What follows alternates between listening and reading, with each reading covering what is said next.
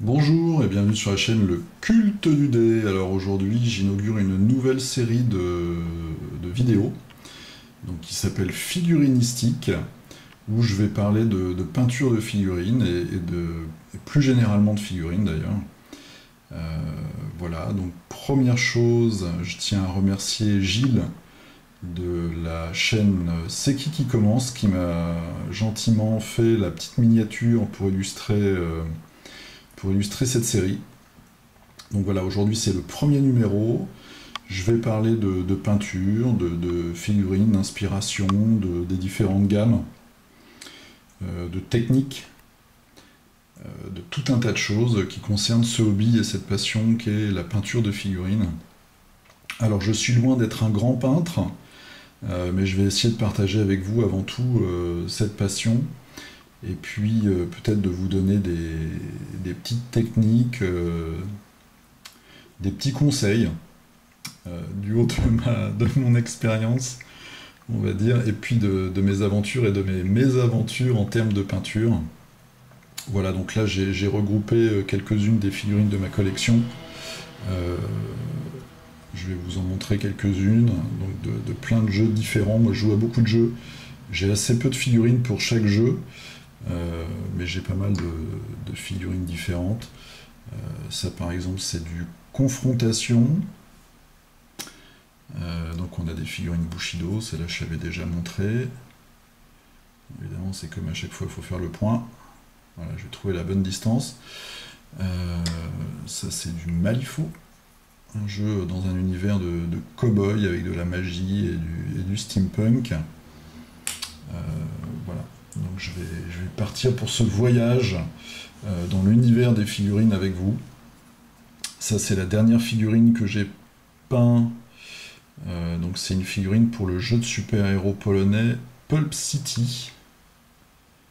Voilà, c'est une jeune androïde, elle s'appelle Androïda d'ailleurs. Super-héroïne. Alors aujourd'hui, pour ce premier numéro, je vais vous parler d'un livre qui est cet énorme bouquin, le grand livre de la peinture de figurines version 2.0. Et pourquoi je commence par ça? Parce que c'est un livre qui couvre toutes les techniques de peinture. C'est un livre qui regroupe les plus grands peintres, on va dire. Donc c'est un livre de 2012, je crois, de très grands noms de la peinture. On voit, il y a Jacques-Alexandre Gillois, il y a tout un tas de grands artistes, parce qu'à ce niveau-là, c'est des artistes. Et ce livre, alors ce livre coûte 45 euros, je l'ai acheté il y a à peu près un an et demi, je crois, je l'ai trouvé en grande distribution, à la Fnac, voilà, pour tout dire. Mais c'est un livre qui est vraiment extrêmement complet, on voit il est très très gros, abondamment illustré, on va faire un tour rapide ensemble. Alors c'est un livre qui va vraiment couvrir tout ce qui concerne la peinture de figurines, des ampoules qu'il faut choisir pour l'éclairage quand on peint, jusqu'à l'imitation du bois pourri. Enfin il y a vraiment énormément de choses. On va parcourir vite fait ensemble le sommaire. Avant la pratique, c'est tout ce qui va être matériel. Et puis les grands principes de couleur, d'éclairage, préparation de la figurine, donc c'est tout ce qui va être la sous-couche, les bardages, suivant que c'est une figurine en métal, qu'il faut la coller, qu'il faut mettre des petits morceaux de métal pour faire tenir les bras au corps, etc. Ensuite, on a tout ce qui va être les techniques de dégradé, donc là il y a tout un tas de choses.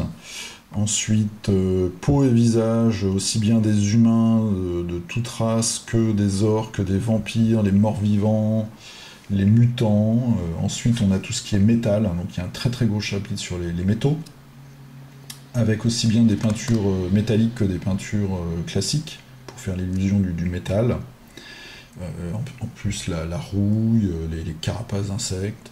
Et les cas particuliers, ça va être tout ce qui va être le cuir, le bois, le sang, les éclaboussures, les salissures, et ensuite l'aérographe, enfin le surlignage, c'est quand on met une petite ligne noire entre toutes les surfaces, et puis les socles.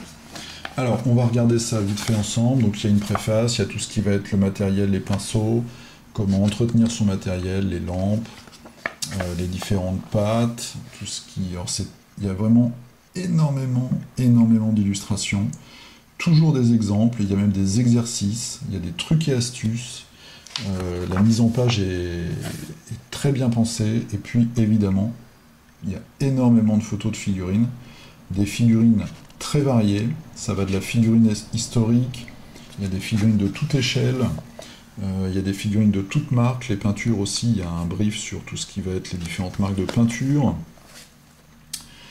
Il y a aussi des chapitres sur le freehand, c'est-à-dire quand on peint, on voit comme ici, voilà évidemment, j'ai pas ce niveau-là, quand on peint des motifs sur les étendards, sur les vêtements, sur les armures. Après on va avoir un énorme chapitre également sur les couleurs, ça c'est très important, moi je le relis souvent parce que j'ai beaucoup de mal à comprendre. Les teintes, les valeurs de couleurs, les saturations, les couleurs chaudes, les couleurs froides. La fameuse roue des couleurs, moi j'appelle ça comme ça, le cercle chromatique, voilà. Là on est déjà dans la technique, hein. Le cercle chromatique, comment marier les couleurs ensemble, les éclairages, les effets différents. Donc vous voyez énormément d'illustrations, c'est un bouquin qui fait près de 300 pages, hein. Donc vous voyez déjà, ne serait-ce que sur une page, vous avez une somme d'illustrations et d'informations qui est énorme. Donc il y a aussi un... Alors, ce qui est super, c'est qu'ils parlent de toutes les couleurs. Par exemple, ils vont vous dire pour le rouge, voilà comment on peut traiter le rouge, le vert, les mauves, les marrons, enfin c'est vraiment génial. Il y a des exemples concrets, j'adore leurs exemples, parce que les figurines sont toujours d'un niveau merveilleux. Les mélanges, il y a des exercices pour mélanger les couleurs. Voilà, ça c'est sur les verts, le noir et le blanc. C'est très difficile de travailler le noir, moi j'ai beaucoup de mal. Le blanc également. Les sous-couches, et alors j'ai fait quand même des petites marques. Voilà, il y a un chapitre hyper intéressant pour moi, c'est les techniques de base pour débutants. Et là déjà j'ai beaucoup appris. Notamment sur la dilution des couleurs. Ça c'est les techniques comme ça, j'essaierai de les illustrer par des vidéos. Par exemple, vous voyez sur cette cape bleue, plutôt que de faire une seule couche d'un coup avec une couleur assez dense, assez peu diluée, là le conseil c'est de faire plusieurs couches diluées de la même teinte. Donc eux ils vont jusqu'à 4 pour avoir un résultat qui va être très homogène et avec une couleur vraiment, je sais pas comment vous dire ça, mais qui va être vraiment fidèle la couleur que vous avez voulu appliquer, et ce qui va vous permettre ensuite, avec cette très bonne base, de pouvoir eh bien, rajouter des techniques de dégradé, de lavisse et d'éclaircissement qui vont bien fonctionner. Voilà, donc ça j'essaierai vraiment de l'illustrer par des vidéos parce que c'est des techniques qui moi m'ont énormément aidé à progresser. C'est aussi des techniques qui sont synonymes de patience, parce que évidemment prendre le temps d'appliquer 4 couches et de les laisser sécher, c'est beaucoup plus long que de mettre une couche assez violente sortie du pot. Mais ça a beaucoup d'avantages, et notamment de respecter les détails de la figurine. Et puis ensuite, il continue sur cette cape, justement, pour appliquer les ombrages et les éclaircissements, jusqu'à arriver voilà, à un très beau résultat. Donc ça, c'est vraiment intéressant, parce que c'est étape par étape, et c'est très didactique.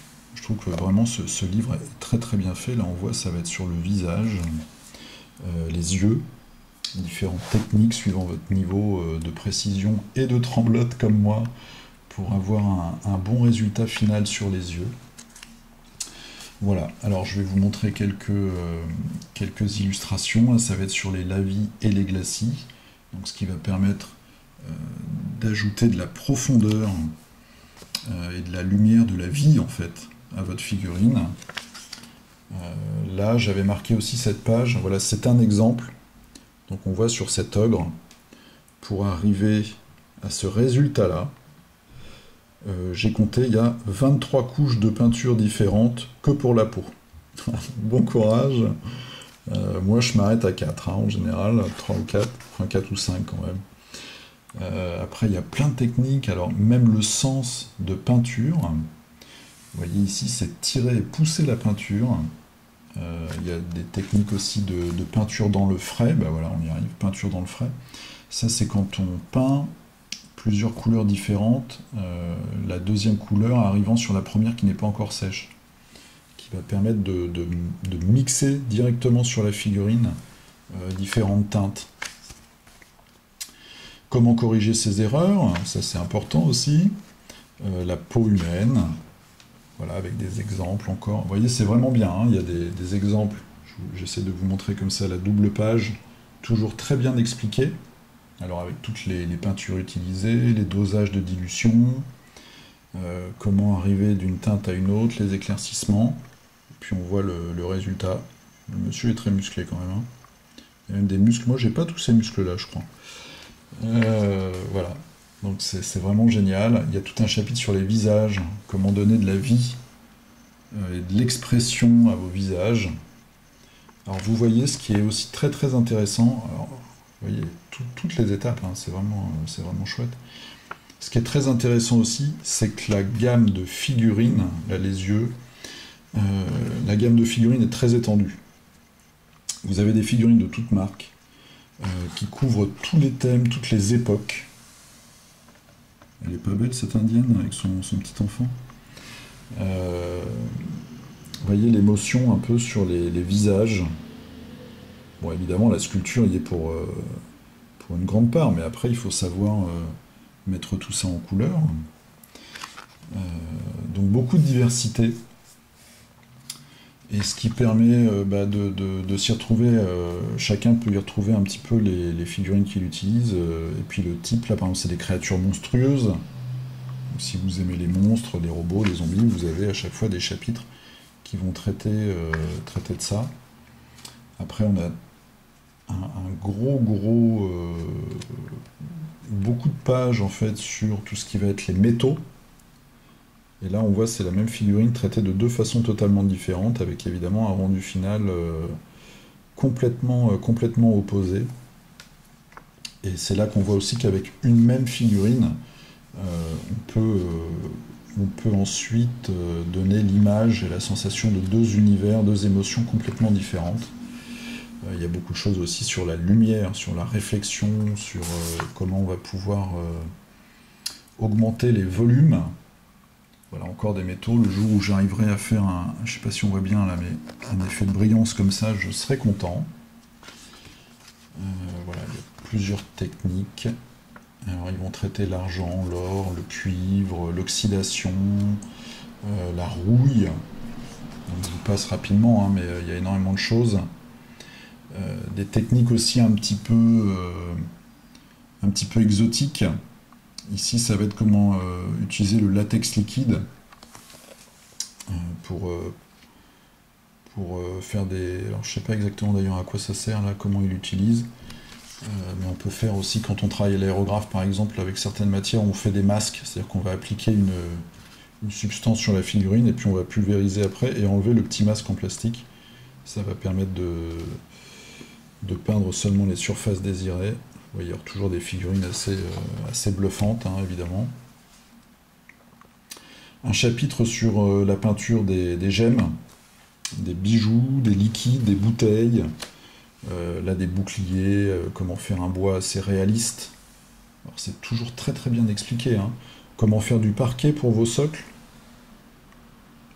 Donc moi c'est un livre que j'aime beaucoup parce que je relis souvent le début du livre avec les techniques de base et après on va piocher dans les différents chapitres.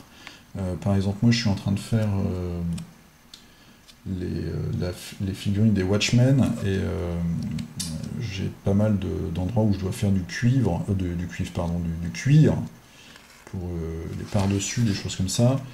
Et donc je vais regarder dans la section cuir comment ils travaillent ça. c'est pas juste prendre du marron et puis l'appliquer. Non, eux, ils font du cuir avec de l'orange, du rouge et du noir, ce qui permet après de changer un peu les teintes de sa peinture. Là, un chapitre sur les fourrures. Alors, vous voyez, ça a l'air simple. Enfin, ça a l'air simple. Façon de parler. Comment faire de la peau de panthère. Voilà. Messieurs, dames, bon courage. Mais c'est toujours très bien expliqué. Donc ça, on peut se dire qu'un jour on y arrivera. Voilà. Un chapitre sur les plumes. Les griffes, les os, vous voyez, c'est vraiment un livre qui est hyper complet, quoi. Les vêtements transparents. Voilà, pour le plaisir des yeux, messieurs. Toujours très sympa. Le freehand, pour peindre des motifs. Bon là, inutile de vous dire que je suis à 100 lieues, moi, d'arriver à ça.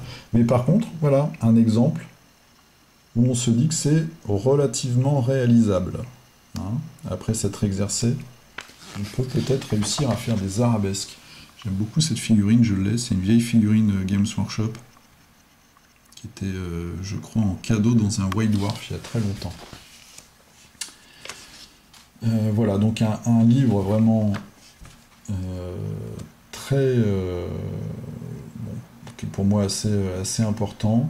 La lumière secondaire, quand vous avez un personnage qui porte une torche, comment avoir deux éclairages qui se rencontrent. Les yeux lumineux, il y a énormément de choses. Énormément de choses. Et puis enfin l'aérographe. Alors moi, c'est pas quelque chose que j'utilise, mais il y a un chapitre sur l'aérographe. Voilà, donc c'est un livre très très complet. Je vous en présenterai d'autres, mais celui-là est vraiment très gros. Et si vous commencez à peindre, si vous avez envie, alors on trouve plein de choses sur internet maintenant, mais ce livre-là, c'est vraiment une référence. Vous pouvez l'avoir sous le coude. Vous allez chercher comment faire du bois, comment faire des bijoux. Et ben vous allez trouver un chapitre, vous allez prendre 10-15 minutes pour lire tout ça. Et même si on ne suit pas la technique de A à Z, parce qu'on n'est pas des grands professionnels, enfin en tout cas, moi c'est comme ça que je l'utilise, ça peut donner une bonne base, et puis des nouvelles idées de technique et une grande inspiration. Voilà, donc le grand livre de la peinture sur figurine version 2.0, c'est aux éditions Tutti Frutti, et ça coûte 45 €. Donc je vous dis, moi je l'ai trouvé il y a 1 an et demi, hein, il est encore dans le commerce je pense, hein, ça, il n'y a pas de souci là-dessus. Alors pour finir cette première vidéo, je vais vous parler de 2 chaînes. En même temps, je vais vous montrer des figurines. Ça, c'est une des premières que j'avais peintes. C'est une figurine Games Workshop. Et alors, j'ai regardé tout à l'heure, j'ai vu 1992 sous le socle. Voilà, j'avais 20 ans. C'était mes 20 ans. Une horreur de Strange. Donc ça, c'était... j'essayais déjà des techniques de très haut niveau hein, sur le bec. Voilà. Donc, comme je vous disais, je vais vous conseiller, je vais mettre dans la description deux chaînes en plus de celle de C'est qui commence. Une chaîne américaine, je crois, qui s'appelle Painting Buddha. Donc, c'est un peintre professionnel, c'est un peintre qui, je crois, a gagné de très nombreux prix. Et l'intérêt de cette chaîne, c'est qu'on voit le peintre. En fait, l'écran est divisé en 3. On voit son visage, donc quand il se concentre pour peindre. On voit sa palette, donc on voit quand il mélange les couleurs. Et on voit la figurine, on voit chaque coup de pinceau. Il fait notamment un repaint d'un Faucon Millennium pour X-Wing, qui est tout à fait bluffant. Il fait aussi une figurine de Guerrier du Chaos. Alors moi, j'aime pas trop j'aime pas l'esthétique particulièrement Games Workshop, mais en tout cas, on voit sa technique et c'est fabuleux. Et puis en plus, ça peut vous donner des idées. Donc c'est en anglais, hein, le concept, c'est qu'il est en même temps interviewé et questionné par une personne qu'on ne voit pas. Il explique ses techniques, il donne des conseils. C'est un gars qui est charmant, qui est toujours très positif, qui est assez rigolo, et qui explique vraiment ce qu'il fait. Donc on ne comprend pas toujours ce qu'il dit, ni ses blagues, mais en tout cas, ça permet, moi je trouve, ça permet de progresser. Et puis en fait, des fois, je laisse la vidéo tourner pendant que moi-même je peins. Ça me donne du courage. Et la deuxième chaîne, c'est une chaîne française, donc c'est une peintre aussi qui est professionnelle, hein, qui s'appelle l'Atelier d'Urtif et qui fait des tutos, qui fait des tests de gamme de peinture, qui peint des figurines en live, entre guillemets, et qui utilise notamment l'aérographe. Elle a fait des vidéos sur l'aérographe, donc où elle va vous parler du matériel qu'elle utilise, des différentes peintures, elle fait des démos. C'est vraiment bien fait, je trouve qu'elle est très claire dans ses explications. Donc je vous mettrai le lien dans la description. Voilà, bah écoutez, c'était la première vidéo avec cette boîte mystère de jeu. Première vidéo de figurinistique. J'espère que ça vous a donné quelques infos. Et puis j'espère vous retrouver pour les vidéos. J'ai déjà quelques idées de thèmes. Je pourrais vous comparer les différentes gammes de figurines, les échelles, donc faire des petites vidéos techniques, parler de l'inspiration. Enfin, il y a plein de choses, il y a plein de choses à faire. J'espère que vous avez apprécié la vidéo, donc vous pouvez liker, vous pouvez la partager, vous pouvez faire ce que vous voulez, la mettre sur des blogs, des forums. Moi, ça me pose aucun problème. Je fais ça avant tout pour le partage. Et je vous souhaite une très bonne journée ou une très bonne soirée, une très bonne nuit, et je vous dis à la prochaine. A plus, salut!